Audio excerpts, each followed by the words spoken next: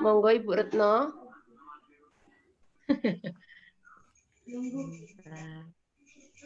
Baik, selamat malam. Rahayu kepada Bapak Ibu semua yang hadir. Terima kasih juga kepada tim yang sudah mengajak saya untuk ngerumpi kata Mas Ancu, ngerumpiin tentang kemerdekaan dari sisi penghayat kepercayaan. Nah, karena kebetulan saya seorang penghayat kapribaden, jadi ya nanti mungkin cerita saya yang terkait juga dengan apa yang saya lakukan sebagai penghayat kepercayaan kapribaden. Di samping sebagai makhluk sosial yang hidup bersama dengan masyarakat dan juga sebagai warga negara Indonesia. Untuk yang pertama sebagai saya sebagai individu, sebelumnya saya ingin mungkin menyampaikan sebenarnya definisi kemerdekaan itu apa sih? Kalau menurut saya atau mungkin secara umum juga, mungkin merdeka itu seolah-olah kita lepas dari belenggu gitu ya, dari sebuah belenggu yang mengikat kita dan kita terlepas sehingga kita merasa merdeka. Seperti juga ketika Indonesia merdeka, dia terlepas dari penjajahan. Orang yang di penjara kemudian keluar dari penjara, dia juga sudah terbebas dari belenggu jeruji besi seperti itu. Jadi, nah dari sisi penghayat kepercayaan, mengapa saya sebagai penghayat kepercayaan mungkin awalnya dulu karena saya dari kecil saya hanya mengikuti orang tua gitu, mengikuti dan saya tidak tahu maksudnya mengapa harus menjalankan semua tata caranya penghayat kepercayaan kepribadian gitu. Tapi ketika sudah mulai dewasa dan orang tua saya justru meminta saya untuk memilih keyakinan mana yang mau saya pilih, di situ saya mulai merenung dan mencari apa sebetulnya yang diajarkan di sini, yang di sana gitu ya. Dan ketika dan kesadaran itu tadi yang disampaikan Bu Nur, kesadaran itu baru saya dapatkan ketika saya sudah menikah dan punya anak. Jadi selama ini saya menjalankan dari awalnya saya hanya mengikuti orang tua, kemudian ketika lulus SMA saya ditanting oleh orang tua saya dan saya memutuskan menjadi seorang penghayat kepercayaan. Walaupun saya tahu bahwa menjadi penghayat kepercayaan itu tidak akan mendapatkan kebebasan seperti sebagai pemeluk agama yang lain gitu ya, tapi saya punya keyakinan bahwa inilah jalan yang paling pas buat saya pilih gitu ya. Saya tidak bilang paling benar, tapi paling pas untuk saya. Karena bagi saya semua ajaran ketuhanan itu baik. Kemudian ketika saya memutuskan sebagai seorang penghayat kepercayaan, dan itu adalah mungkin kebebasan saya yang pertama, ketika saya bisa menentukan sendiri apa yang harus saya yakini. Kemudian, tapi saya masih belum ngerti apa sih sebetulnya yang dijalankan itu. Sampai kemudian setelah saya punya anak dan kemudian suami saya tugas di Padang, di mana saya jauh dari siapa-siapa dan tidak bisa mendapatkan penjelasan dari siapa-siapa. Di situ saya belajar sendiri, menghayati sendiri, merenung, akhirnya saya mendapat petunjuk-petunjuk. Yang ternyata seperti ini yang dimaksudkan misalnya oleh bapak saya jelaskan, yang dijelaskan oleh bini sepuh saya gitu ya, itu yang dimaksud seperti ini. Nah, dari hal-hal seperti itu kemudian saya tahu bahwa menjadi seorang penghayat kepercayaan itu kapribadian pada khususnya ada perjanjian. Perjanjian ketika kita menjadi penghayat kepercayaan kapribadian, saya bilang sebagai penghayat kapribadian, di situ sebagai penghayat itu kita menyatakan diri bahwa kita akan jadi saya bahasa Jawa, sebentar bahasa Jawa. Jadi saya takut salah ngomong ini kan. Kebiasaan di Jakarta. Jadi kalau bahasa Jawa takut salah ngomong. Jadi disebutkan nyungsang bawono balik. Gulung jagat lawas, gelar jagat anyar. Jadi nyungsang bawono balik itu artinya membalikkan dunia yang lama, dunia lah dari mungkin yang dianggap normal bagi umum itu menjadi sesuatu yang baru. Jadi nyungsang bawono balik, gulung jagat lawas, jadi menggulung sesuatu yang lama, paham-paham kita lama, untuk menggelar paham-paham kita yang baru, maksudnya ajaran kepercayaan kepribadian ini. Nah,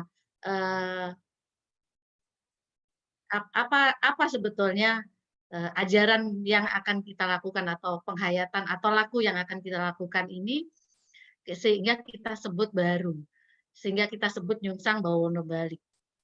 Nah, disitulah inti dari kata kemerdekaan tadi. Kan kita tahu bahwa Tuhan itu merdeka, Tuhan Maha Kuasa, Dia bisa menentukan segala macam. Tuhan, kita manusia ini terdiri dari raga yang berasal dari unsur-unsur alam gitu ya, tanah, air, hawa atau oksigen ya atau udara, terus kemudian api atau energi panas gitu. Jadi unsur-unsur alam itu menjadi wadah kita, kan dimakan menjadi sel mani, sel sperma dan sel telurnya orang tua kita, kemudian menjadi bayi gitu ya, yang dilahirkan. Nah, ada unsur satu lagi adalah Roh Suci yang kita sebut itu adalah bagian dari Tuhan Yang Maha Esa. Jadi Tuhan itu kan merdeka, Dia menguasai segala. Jadi unsurnya itu juga merdeka sebetulnya. Dialah yang unsur dari Tuhan yang kita sebut Roh Suci, itulah yang akan memerdekakan kita sebagai manusia agar nanti ketika pada saatnya kita meninggal, kita bisa kembali kepada Yang Maha Kuasa.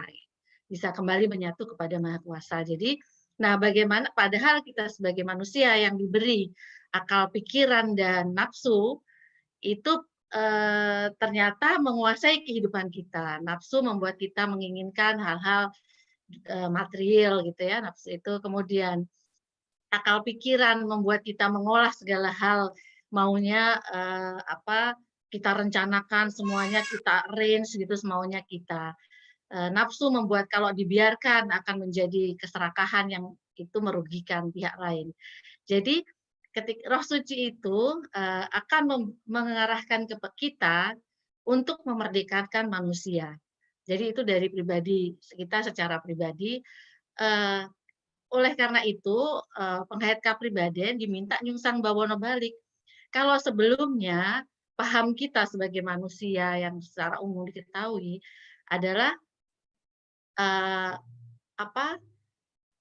kita dikuasai oleh pikiran dan angan-angan. Jadi kita pengen ke sini, kita punya target, setahun mau apa, kita punya target nanti pekerjaan gaji harus naik dalam 1 tahun atau nanti dapat bonus gini gitu kan misalnya. Ini contoh kalau yang sekolah juga punya mungkin anak muda punya cita-cita yang itu justru menguasai dirinya gitu sehingga dia tidak lagi merdeka tapi dikuasai oleh angan-angan dan budi pekerti ya kita sebutnya budi pekerti itu juga menguasai misalnya bahwa kita ingin menjadi orang baik gitu kan menjadi orang baik itu kan budi pekerti yang baik itu kalau di ajaran kami itu salah kita ingin menjadi orang baik itu salah yang benar adalah jadilah orang baik jadi bukan ingin.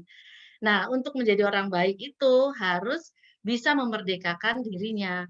Intinya nyungsang bahwa yang tadinya kita dikuasai oleh pikiran dan angan-angan, kemudian kita membalik bahwa kita menyerahkan itu kepada hidup kita, roh suci kita. Karena kalau kepada Tuhan, Tuhan itu kan penguasa alam semesta. Jadi tidak hanya diri kita yang nah, roh suci itulah yang memberikan petunjuk kepada kita untuk memerdekakan diri kita itu. Nah, ketika kita sudah laku-laku di kepribadian itu, kalau di kepribadian itu ada kita sebut panca gaib. Sebetulnya kenapa ada kata gaibnya itu karena kan berhubungan dengan spiritual, dengan hal-hal semua mungkin keyakinan itu ada hal gaib gitu ya. Tuhan itu kan gaib, orang nggak kelihatan kok dipercaya. Jadi itu hal yang gaib kan. Jadi panca gaib itu adalah hubungan kita dengan Tuhan atau spiritualitas kita. Kemudian ada pangumbayang rogo gitu. Nah, pangumbayang rogo itu untuk bagaimana kita membentuk karakter kita atau sebagai manusia sosial gitu ya. Jadi kalau yang panca gaib tadi untuk bagaimana kita menjadi manusia spiritual. Nah, yang pangumbayang rogo itu bagaimana kita hidup menjadi manusia yang sosial. Karena kalau kita sudah bisa mengikuti petunjuk hidup kita, dengan sendirinya tuh kita akan menjadi orang baik, nggak usah pengen gitu, nggak usah lagi berusaha dianggap baik, itu udah nggak kepingin lagi gitu. Jadi memang kita ya dilihat di rumah, di tetangga, dilihat di lingkungan kantor, di mana ya sama.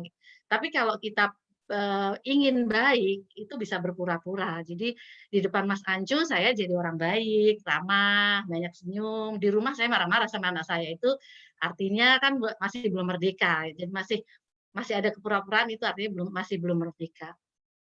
Nah, di situ ketika kita secara spiritual sudah benar-benar menjalankan laku dengan baik, dengan sendirinya itu terwujud dalam perilaku, ditambah dengan tadi laku yang Pangumbaing Rogo. Di sini juga ada laku Pangumbaing Rogo itu ada 5, yaitu sabar. Jadi kita sebagai penghayat kepribadian harus menjadi manusia yang sabar. Manusia yang sabar itu adalah manusia yang mau mengikuti proses. Jadi bukan gege mongso, bahwa semua kehidupan itu memerlukan proses. Kelahiran seorang anak juga proses 9 bulan dalam kandungan.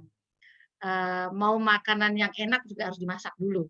Kalaupun mau beli juga harus cari uang dulu untuk beli gitu kan. Jadi semua itu harus pakai proses, nggak bisa saya mau makan enak kok nggak punya uang, ya nggak bisa misalnya gitu kan, harus beli juga. Seperti itu. Kemudian ada sabar, ada ngalah. Jadi mengalah di sini bukan dalam arti mengalah yang terpaksa. Jadi misalnya ya udahlah ngalah aja gitu, itu namanya belum ngalah gitu. Ngalah itu bagaimana kita bahagia melihat orang lain bahagia, bagaimana kita bahagia menyenangkan orang lain hanya karena kita mengalah dia bahagia gitu kan. Itu sebenarnya jadi mengalah untuk kebahagiaan bersama. Kemudian ada nerimo ya, jadi ada sabar, narimo, ngalah. Narimo itu bagaimana kita bukan pasrah atau pasrah dengan kondisi yang ada, bukan. Tapi narimo adalah berusaha semaksimal mungkin sesuai dengan petunjuk hidup kita juga tadi, bahwa oh yang kita jalani itu sesuai petunjuk atau arahannya gitu kan. Dan hasil apapun itu kita terima gitu dengan bersyukur. Itu nerimo. Terus ada tresno welas asih. Tresno welas asih artinya kita mengasihi seluruh makhluk. Jadi apa dan siapa saja.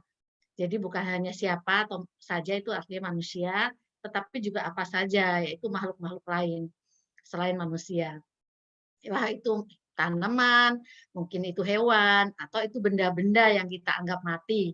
Misalnya gunung, misalnya laut gitu kan, atau mungkin meja atau kursi atau mobil. Orang pasti menganggap itu benda mati, tapi bagi kami itu benda hidup gitu. Jadi kita harus mengasihi mereka. Kalau kita punya barang kan kita harus rawat, kalau nggak dirawat pasti rusak gitu kan. Jadi memperlakukan semuanya itu dengan penuh cinta kasih, dan yang terakhir adalah ikhlas. Mungkin di semua keyakinan ada ikhlas. Nah, di ikhlas ini artinya kita sudah bisa menjalankan keempat-empat itu artinya kita bisa menjadi manusia yang ikhlas. Tapi tentu tidak mudah, karena ikhlas di sini bukan dalam arti ikhlas kehilangan barang terus wah yaudah kita ikhlaskan, bukan seperti itu. Tapi bagaimana kita menyadari dengan penuh kesadaran bahwa apa yang sepertinya kita miliki atau apa yang ada di dunia ini sebetulnya bukan milik kita gitu.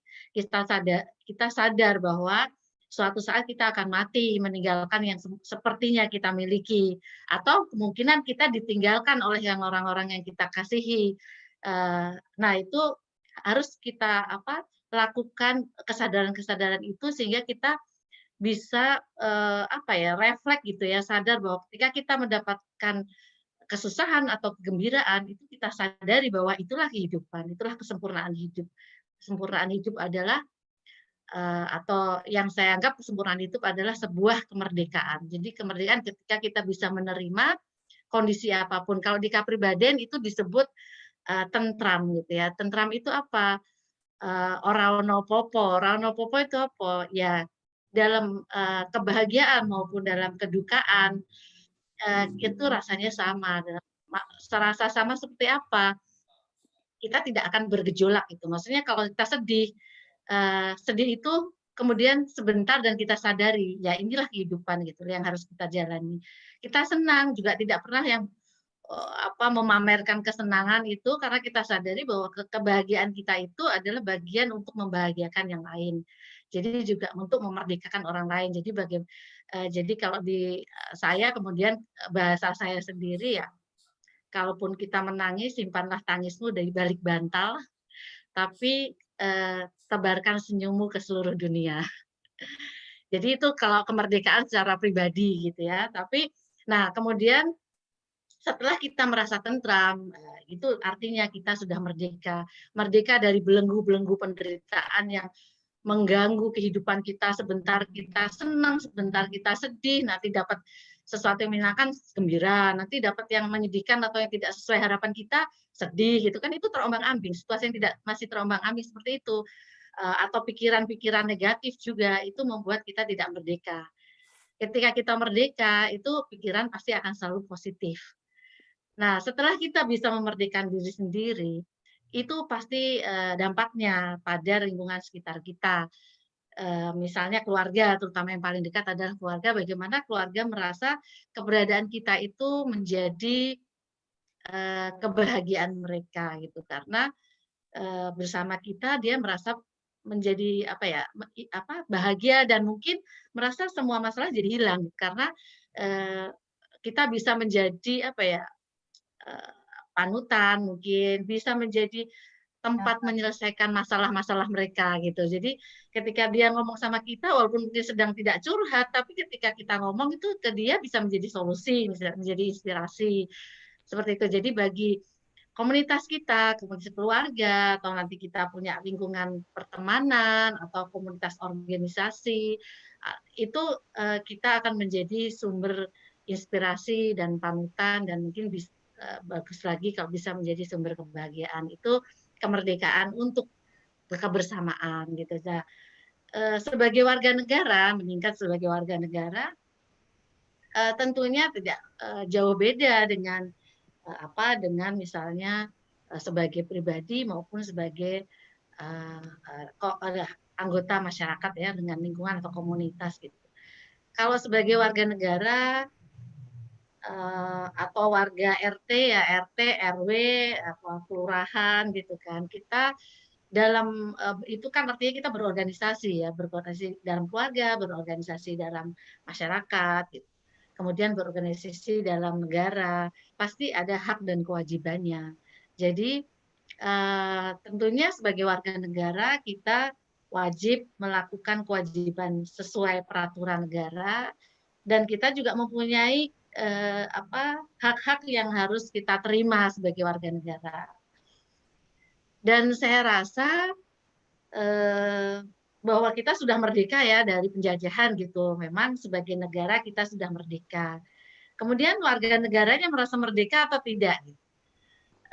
Saya rasa ketika kita masih berpikir, menuntut, misalnya kita menuntut untuk diberikan, apa ya, selalu hak kita sebagai warga negara, di situ, ya kita pasti akan bilang kita belum merdeka. Pasti nanti misalnya tidak hanya misalnya penghayat kepercayaan, mungkin dari, penghayat yang minoritas yang lain lah misalnya, yang sudah mayoritas pun misalnya, di muslim itu mayoritas kan, tapi ternyata ada yang merasa terdiskriminasi juga di mayoritas Islam itu. Karena ternyata di muslim mungkin banyak, kelompok-kelompok gitu kan, aliran misalnya gitu. Ada yang di sini merasa walaupun, ada kelompok alirannya mayoritas pun ternyata merasa juga belum terpenuhi haknya gitu kan. Jadi bagi saya, menurut saya sebagai warga negara, saya rasa semua warga negara itu belum merasa merdeka. Pasti ada sudah mendapatkan semuanya aja, ketika listrik naik merasa terdiskriminasi lagi, terus nanti pas oh pajak naik, gimana sih negara nih, pajaknya dinaikin terus, gila. Selalu selalu merasa bahwa kita tidak pernah diberikan sesuatu kebaikan oleh negara itu, ya kita akan merasa tidak merdeka terus. Nah, khususnya sebagai penghayat kepercayaan, saya sebagai warga negara, yang mungkin, apa, eee, kalau misalnya dilihat dari misalnya hak-hak yang diberikan, dalam hal ini kepercayaan ya, iman ya, maksudnya kepercayaan dan agama gitu kan. Kalau dilihat dari seperti itu ya pasti, saya bilang bahwa ya saya sebagai penghayat belum merdeka gitu. Kenapa belum merdeka? ya saya tuh mau belajar aja, misalnya mengikuti pendidikan kepercayaan misalnya gitu. Kalau kita sih ya sebenarnya kepercayaan tuh nggak ada pendidikan kepercayaan di sekolah juga nggak apa-apa, itu nggak masalah. Tapi kalau mau menyetarakan seluruh warga negara ya berarti yang lainnya juga nggak ada pelajaran agama di sekolah seperti itu kan. Tapi ketika ada pelajaran agama di sekolah tentunya ya negara harus menyetarakan itu bahwa semua keyakinan berhak untuk mendapatkan pendidikan di sekolahnya. Eh, itu sebenarnya kalau misalnya mau menyetarakan KTP misalnya, ya kalau mau ada kolom agama di KTP ya ada kolom agama untuk semua agama atau keyakinan, itu baru namanya memerdekakan semuanya. Atau misalnya hak yang lain lah, sosial, politik, ekonomi gitu ya.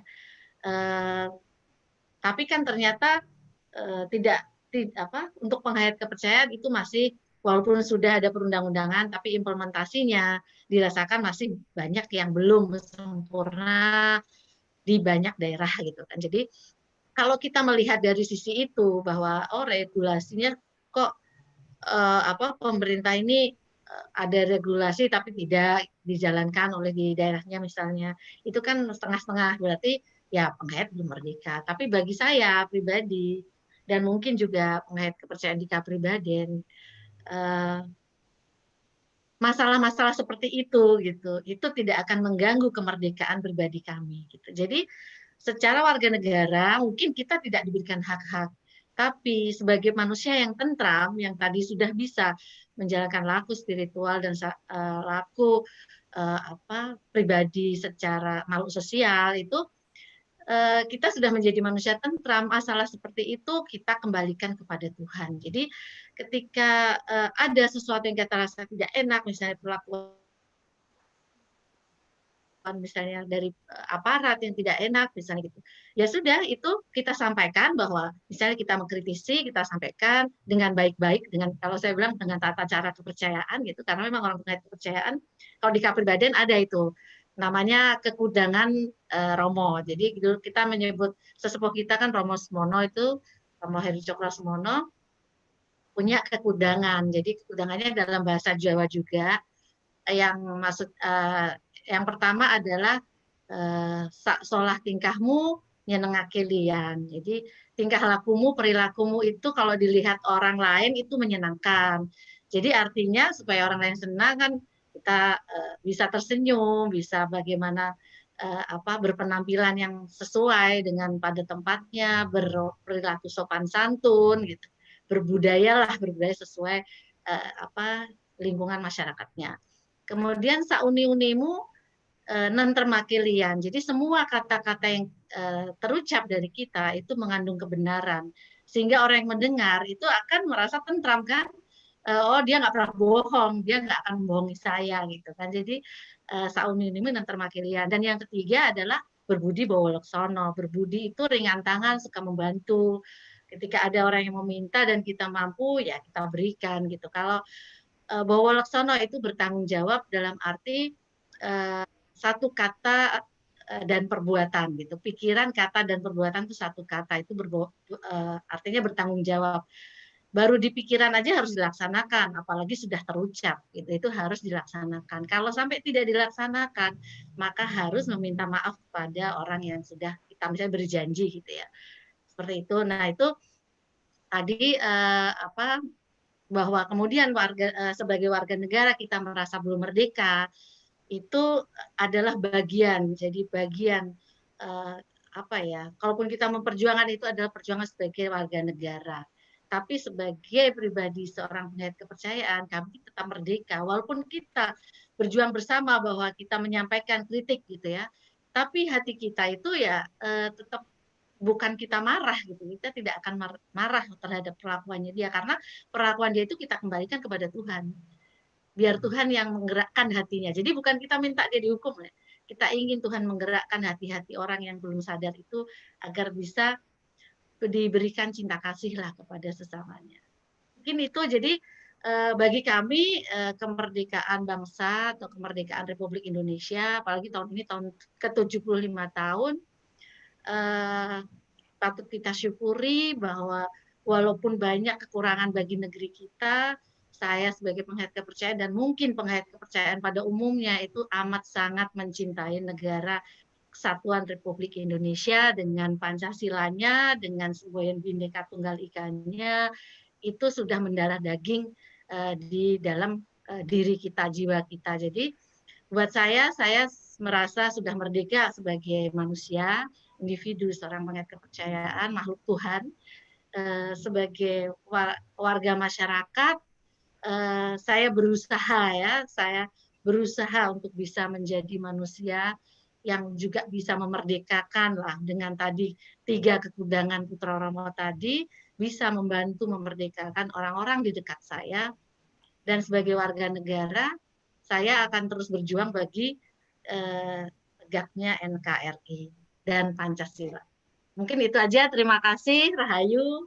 Rahayu. Terima kasih Bu Retno, Rahayu.